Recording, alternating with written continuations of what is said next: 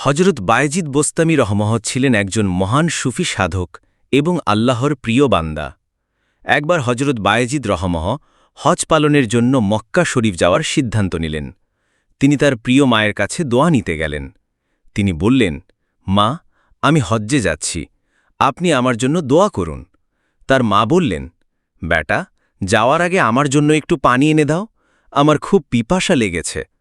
বায়েজিদ রহমহ তৎক্ষণাৎ মায়ের জন্য পানি আনতে গেলেন, কিন্তু যখন ফিরে এলেন দেখলেন তার মা গভীর ঘুমে আছেন। তিনি ভাবলেন, মা ঘুমিয়ে আছেন, তাকে জাগানো ঠিক হবে না, আমি অপেক্ষা করি। এই ভেবে তিনি পানির গ্লাস হাতে নিয়ে মায়ের বিছানার পাশে দাঁড়িয়ে রইলেন সারা রাত, যাতে মা জেগে উঠলেই তাকে পানি দিতে পারেন। ভোরবেলা তার মা জেগে উঠে বায়েজিদ রহমহকে হাতে গ্লাস নিয়ে দাঁড়িয়ে থাকতে দেখে বিস্মিত হলেন। বেটা, তুমি সারা রাত এইভাবে দাঁড়িয়েছিলে?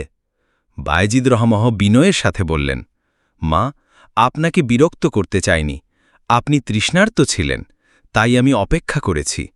তার মা অশ্রুসজল চোখে দোয়া করলেন, হে আল্লাহ, আমার এই সন্তানকে হজের চেয়েও বেশি সওয়াব দান করুন, কেননা সে আমার সেবায় সারা রাত জেগেছিল। কিছুদিন পর বায়েজিদ রহমহ স্বপ্নে দেখলেন আল্লাহ তাআলা বলছেন, হে বায়েজিদ, তুমি মায়ের সেবায় যে সারা রাত দাঁড়িয়েছিলে, তার জন্য আমি তোমাকে হজের চেয়েও বেশি সওয়াব দান করেছি, কারণ পিতামাতার সেবা আমার কাছে অত্যন্ত প্রিয়। শিক্ষা: পিতামাতার সেবার মাহাত্ম্য। ইসলামে পিতামাতার সেবা অত্যন্ত মর্যাদাপূর্ণ। আল্লাহ তাআলা কোরআনে তার ইবাদতের পরপরই পিতামাতার সাথে সদ্ব্যবহারের নির্দেশ দিয়েছেন। ধৈর্য ও ভালোবাসা। হজরত বায়েজিদ রহমহ সারা রাত ধৈর্য ধরে দাঁড়িয়েছিলেন, যা তার মায়ের প্রতি গভীর ভালোবাসা ও শ্রদ্ধার প্রমাণ। আল্লাহর সন্তুষ্টি। আল্লাহ তাআলা পিতামাতার সেবায় এত খুশি হন যে তিনি এর বিনিময়ে হজের চেয়েও বেশি সওয়াব দান করেন।